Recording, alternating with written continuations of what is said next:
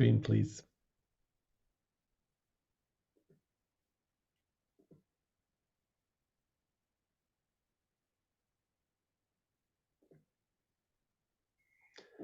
Okay, good evening, everybody.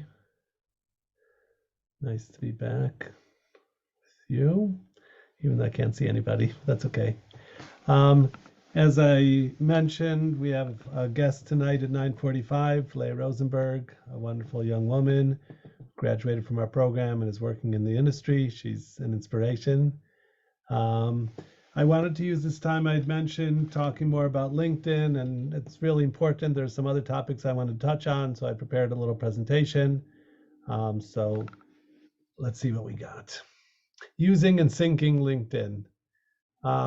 And we'll see how important LinkedIn is. But I want to start with managing expectations, realistic expectations.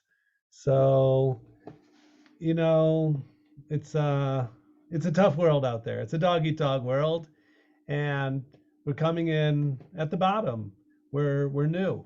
So like if we had graduated from Harvard or Yale or whatever, I have a son now. He didn't graduate Harvard or Yale, but he's finishing a college program here in Israel. And I have another son who got a law degree in Israel. When you finish, you finish a law degree, you pass the bar, you have to study really hard for that, and you've done a year of stages. So you're a lawyer.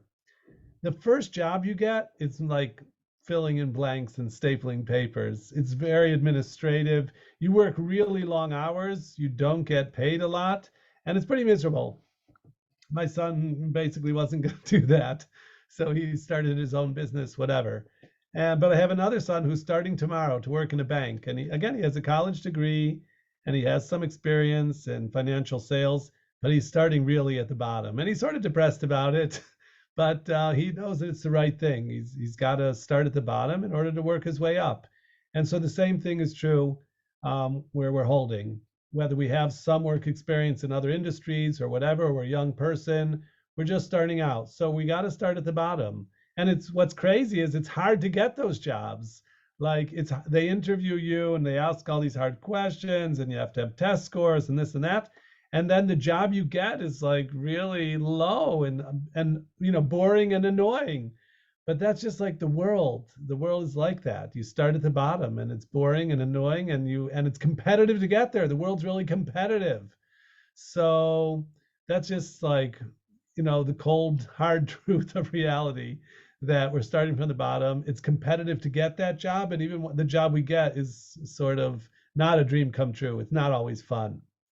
And now I want to talk about it. It may take years to get where you want to go. And I want to share a personal triumph. And that is a picture of me.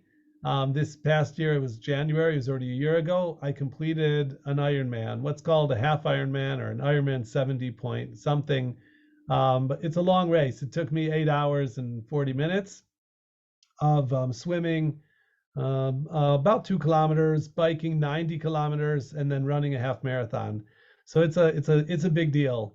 And I've been doing triathlons, I think since 2014, so almost 10 years. And it's the kind of thing, if you just started, okay, I'll set a goal in a couple months, I'll do it. No way. It takes years to build up to something like that. And so I had wanted to do it for a number of years. The problem is that the triathlon in Eilat, it's called the Isserman, and it's a really hard course. It's known as like the second hardest Ironman in the world because you have to ride up into the mountains, the border between Israel and Egypt, and there's it's very windy there. It's brutal. And so for a number of years, I'm like, okay, forget it. I can't do it, or it's just too nasty. And also it's Erev Shabbos. I have to finish before Shabbos. So I wasn't sure if I would ever do it.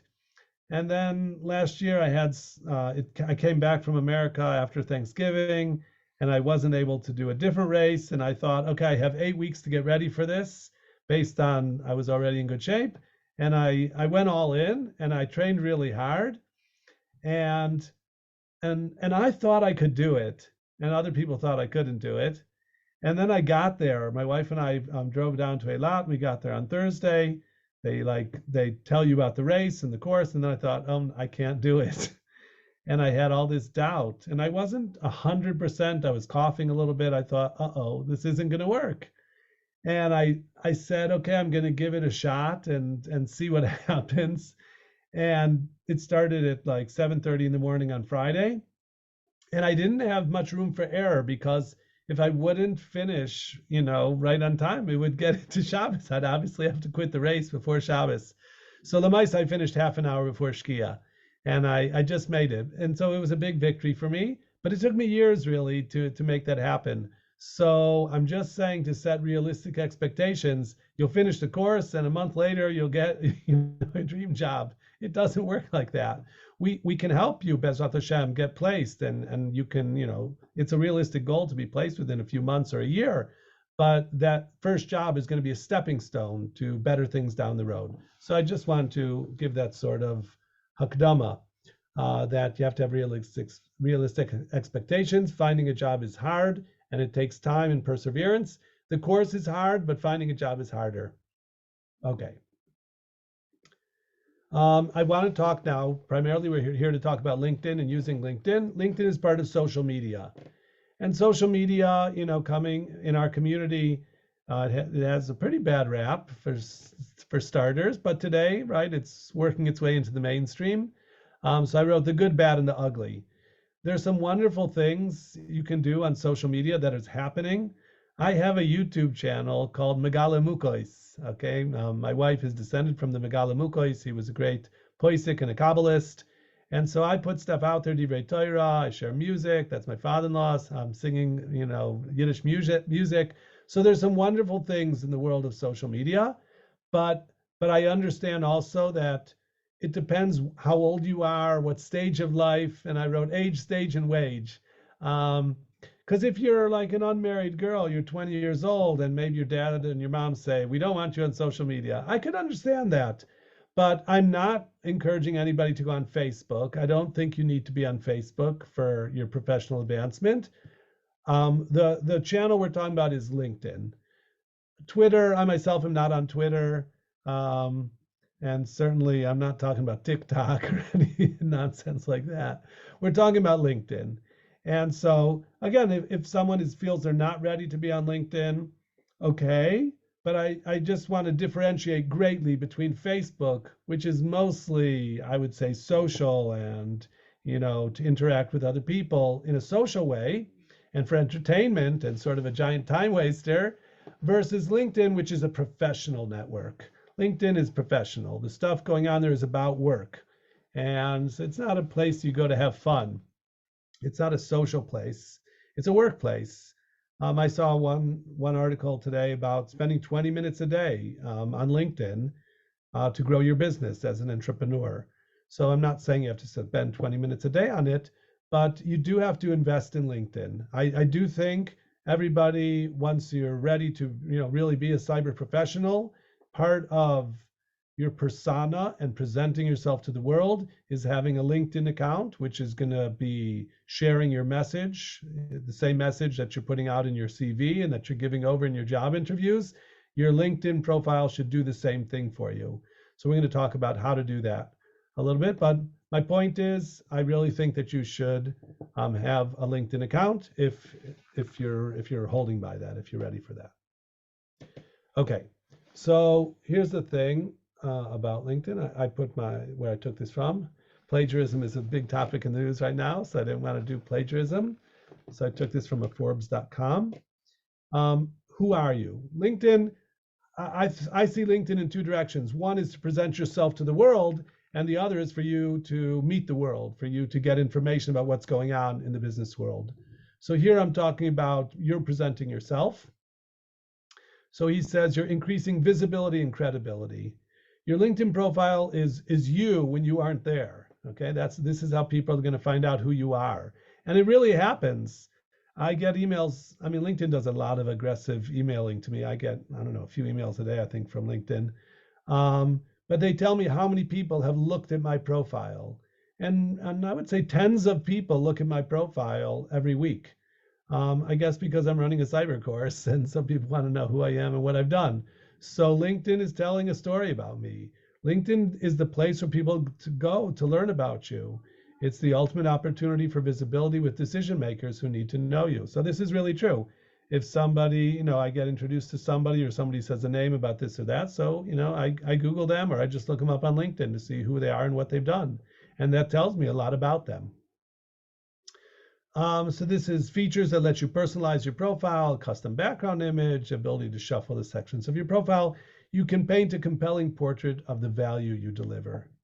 So you need to invest in this. You'll have to put some time into, your LinkedIn profile to make sure it's really telling the story that you want it to tell, the same story that you're telling on your CV, because the people who are reading your CV and are considering you as a job candidate are also going to check you out on LinkedIn. So there definitely shouldn't be contradictions between your CV and your LinkedIn. On the contrary, they should strengthen one another and be telling the same story and be in sync. We have a guy who took our course and did really well, and now he made Aliyah. His background is as a social worker, and he came into cyber because he thought he could do better financially. I hope that he will. I think he will. It'll take time. But he's having a hard time presenting himself properly on LinkedIn because he was on LinkedIn as a social worker, and now he wants to be on LinkedIn as a cyber professional. And it's not really kosher to have two different profiles on LinkedIn.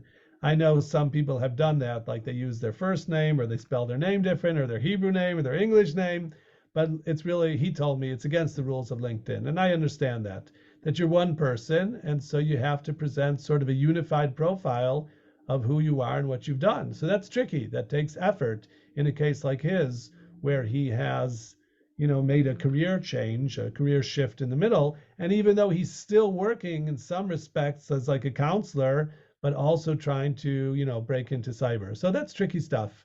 But for most of us, it's simpler. We have, we're in a certain direction. We've done a bunch of things, and we're going to match our CV and our LinkedIn profile. More about it. Okay, LinkedIn Meet the World. So your profile needs to be updated periodically, and it needs to match your CV. If you do like apply for a certain job that's maybe a little bit of a reach based on what you've done, so you tweak your CV significantly, adding certain bullets or certain things that you've done. You decided to include them on your CV because they're relevant to this job. So you then maybe should check your LinkedIn profile and also tweak it in the same way, at least for that week or two that you sent your CV saying these things. So you want to make sure that your LinkedIn profile is saying those same things. So it is something that you have to hold cup. You have to keep it in mind and update it. A big thing on LinkedIn are the connections, the people that you're connected with. And I think they say 500 or something like that is the magic number. You want to have a lot of connections. That just shows that you're a professional, with different networks. And most people, if you ask them to connect to them, they'll say yes. Start with friends and family and definitely connect to them. And like my daughter, she's a HR professional. So when she just started a couple of years ago, she asked me to help her. And so I sent it to some cousins and, siblings and this and that. And that opened up different directions for her to build up her portfolio of connections. So that's a good thing to ask for help. Certainly anybody who's been through our program will be happy to connect with you. And we're going to talk a few different examples of ways that people will help you that doesn't cost them much. And the idea is that people actually do want to help other people if it's not too difficult. It's not mamish mesiras nefesh. So don't be afraid to ask for help. I'm sorry, let me deal with my phone. Why is this happening to me?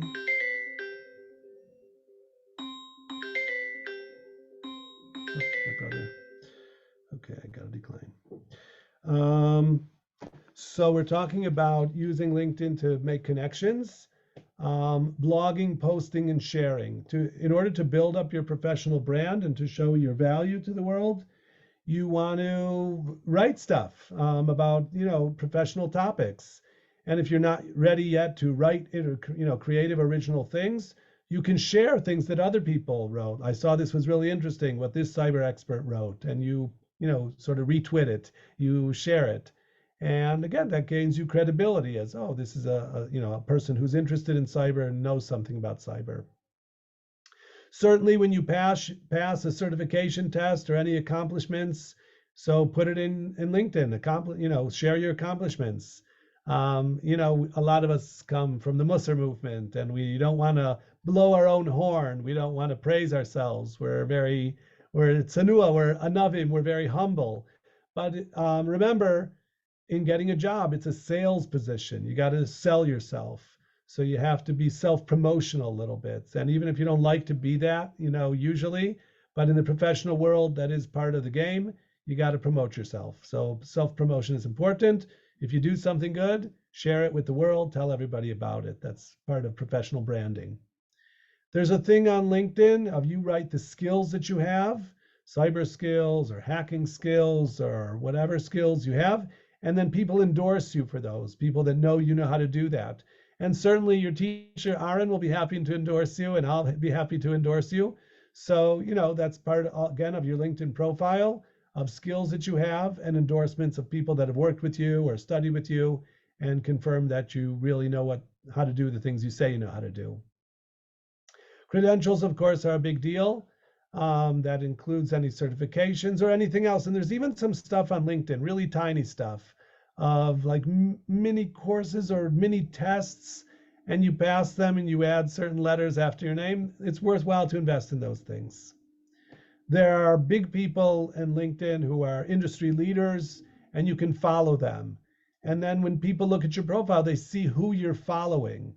Okay, so that's also important, to find people that interest you truly and are, industry leaders and opinion leaders, and follow them. And that sends a message about what you're interested in, who you are.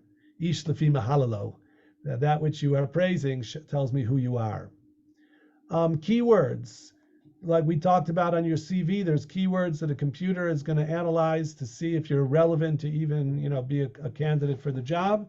The same thing is true in LinkedIn. There's keywords, because recruiters may use, LinkedIn to put it out there. If they have a job to offer, they can put it right there on LinkedIn, and then LinkedIn sends them these lists of relevant candidates. So LinkedIn is like this organic mechanism for you to be exposed to jobs and job opportunities. So it's important that your profile contains the appropriate keywords, that the algorithms of LinkedIn are going to send you the right people and the right jobs that may be of interest to you. So again, that's important. You'll have a certain URL of LinkedIn, which should be on your CV. And I learned today that you can customize your LinkedIn URL. It doesn't seem that important to me, but you want it to be pretty simple. It should mostly contain your name and LinkedIn, and so people can click on you easily from your CV to your LinkedIn account. And again, that they'll find the same messages there in the appropriate format. Okay.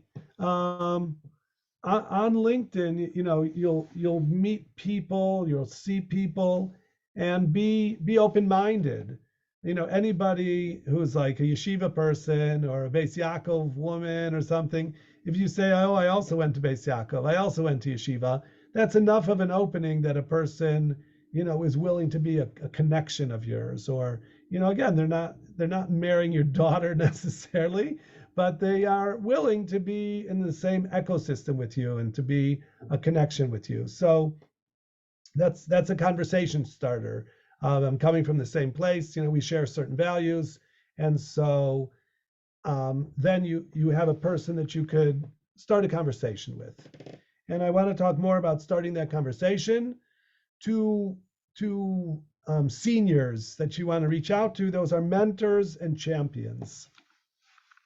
A mentor, right? A person who's older and wiser and going to show you the way. And a champion is someone like inside a company. Let's say you've applied for a job, let's say in IBM.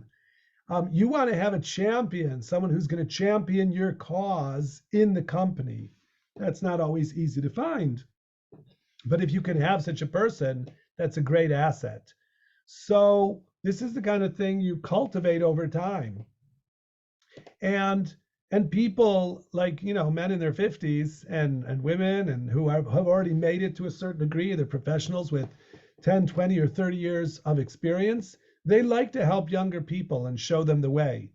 So don't be afraid to ask. Can you guide me? What do you think about this?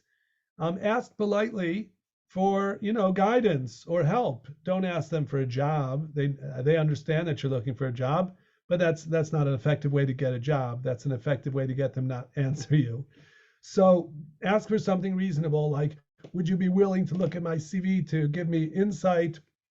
Would you be willing to have a conversation about this, that, or the other thing, or help me think about what I might like to specialize in, or something like that, where you're turning to a person who has greater experience and understanding and asking them for guidance, so that you're showing respect for them, and they like that. Now, a lot of them will ignore you because they're busy. Everybody's busy. But sometimes they'll answer you because people do want to help other people. And especially if you have some connection to this person, again, they studied in the same yeshiva, you're from the same hometown, you know their kid, whatever it is, any type of connection that makes you differentiated from the man on the street. So people, at least some good people, do want to help other people, and it's not pathetic or embarrassing or make you weak to ask a more senior person to mentor you or to be your champion inside a company. I've applied for a job in your company. Could you put in a good word for me or something like that if you've established a relationship with this person? I wanted to share a story here. It's only tangentially related. There's something called the Short Vort to Rabbi Eisenman in Passaic, New Jersey. And this was last week, the Short Vort. A friend of mine sent it to me. A very, very powerful story. And it's about the idea of being there for other people.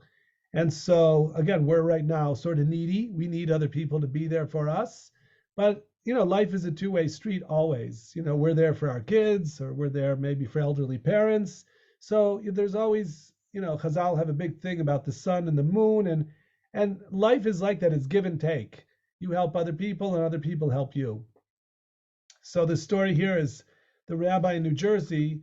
There's a woman in Eretz Yisrael that gets eitzes from him, and she had a friend who went off the derech. So there's these two women, they're friends, but the from woman, did not condone the behavior of her friend who went off the derech, and so she was a little bit tough with her. She didn't want her to think that it's okay that she's doing the stuff she's doing. And so she really maybe insulted her friend, and so she's lost contact with her a little bit. And it was coming the summer, and it was coming Erev Rosh Hashanah, and so she wanted to really ask for mechila. She had been too tough with her friend. So she asked the rabbi what to do. The rabbi said, send her a letter, send her an email before Yom Kippur telling her you're really sorry and asking mechila. So she did that. And she heard nothing back, and she realized she had really hurt her friend, and so it came through Sukkot, Hoshana Rabbah, and the rabbi said Hoshana Rabbah is also an important day. It's sort of the end, the seal of the Day of Judgment. Why don't you ask her again for mechila? So she asks her again for mechila, and she doesn't hear from her until she finds out her friend who was off the derech was at the Nova, the rave, on October 7th in Israel, and she was murdered there. And so this woman is like that much more upset now that she feels she hurt her friend, and she's not going to get mechila from her. She doesn't know if she was meichel her, whatever. She's beside herself, and she doesn't know what to do, and she asks the rabbi. And the rabbi says, what can I tell you? You should give tzedakah, you should daven to Hashem. I would have said go to the kaver, but he said, daven and give tzedakah, and HaKadosh Baruch Hu Yazor. So what happened is that 2 weeks ago, the mother of the Nifteris, this woman who was at the rave and was murdered, received a package from Zaka of her stuff that they found at the site of the rave. and it had in it her diary. So this woman got the diary back of her daughter, and the last entry was that day. It was Simchas Torah, and she wrote that it's Simchas Torah. I used to love to watch the dancing. Now I'm dancing. And my friend asked me for mechila, and she really hurt me because she was judgmental, and I felt she was trying to bring me back, and like she wanted to see me in a shaitel again so she could put me in her From WhatsApp group, and that's not where I want to be. I wanted her to just be my friend and accept me for who I am. But I'm in a good place today, and I'm going to be Michael her. So I'm Michael her, and I'm going to call her after Yontif to tell her. And so that's what this woman's mother told her, that she had been Michael before she was Nifter, and that was the story. So it was an unbelievable story of Hashkacha and Hashem Shomei Tefillah, but also about being there for people in a non-judgmental way. Help people, be there for them, because sometimes you need them and sometimes they need you, and it's a two-way street, so you want to help people. Okay, we're talking now about finding opportunities, using LinkedIn to find opportunities, and not only LinkedIn. So here I wrote about reading. What are you reading? Reading the right stuff. Like what magazines, what websites do you look? So I wrote here Calculist and Globes and The Marker. You know, you want to know what's going on in Israel, particularly is a powerhouse of cyber.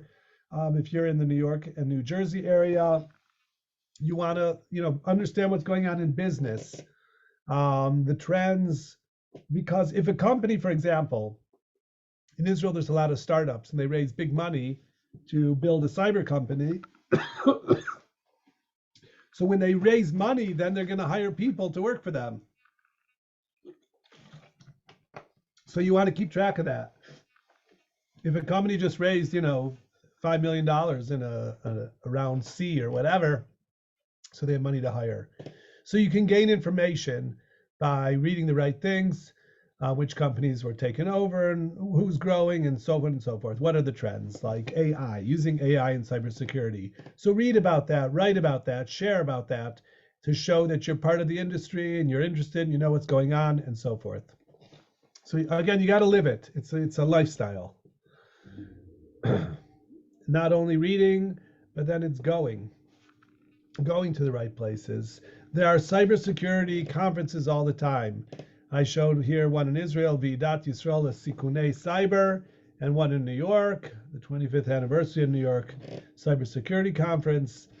And it's not like you're going to go one and you're going to get hired on the spot. But if you go, you'll meet the companies, you meet people, you'll take their business card, you can turn to them, you'll meet their HR person or their CEO, and you can reach out to that person and share with them. And then when they do have an opportunity, they've met you and so forth. So it's networking, building up your professional network.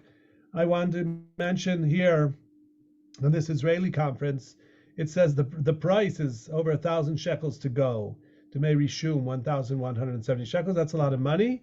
But a lot of these things have to go to the whole conference, it would cost 1,000 shekels. But to just go to like the exhibition or something for students, it's free. So, always read the fine print and you'll find that there's usually a way to go for free or for a very substantial discount for a student, which, you're a student. But my point is you do have to make the effort to really go.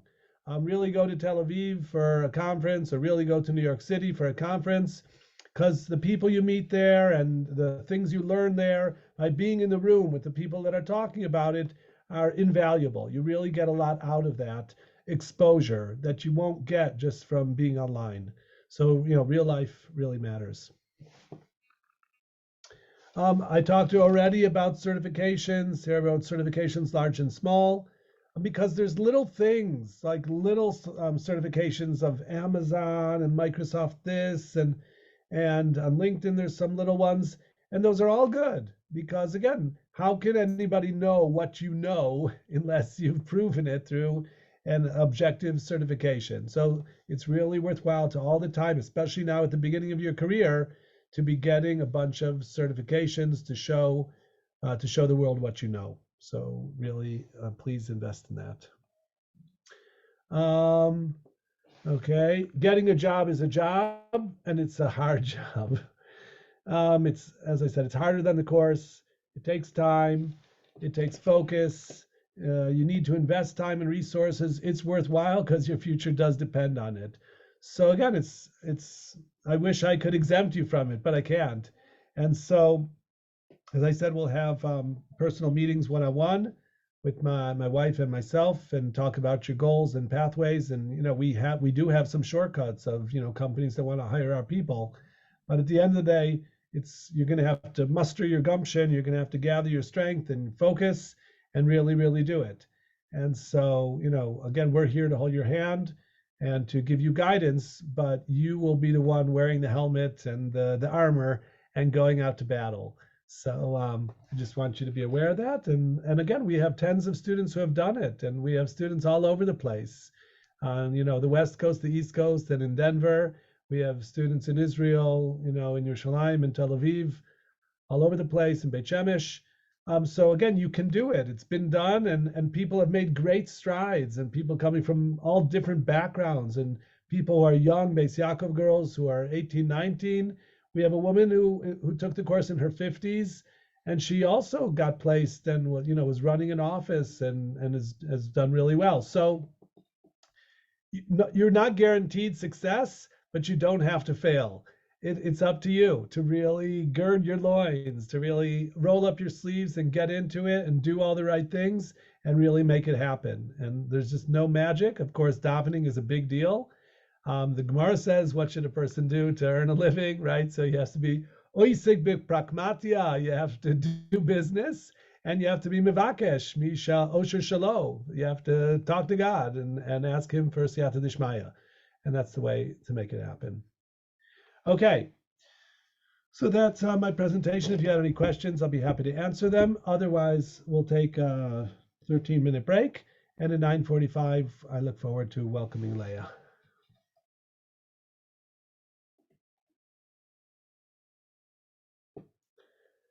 Okay, thank you.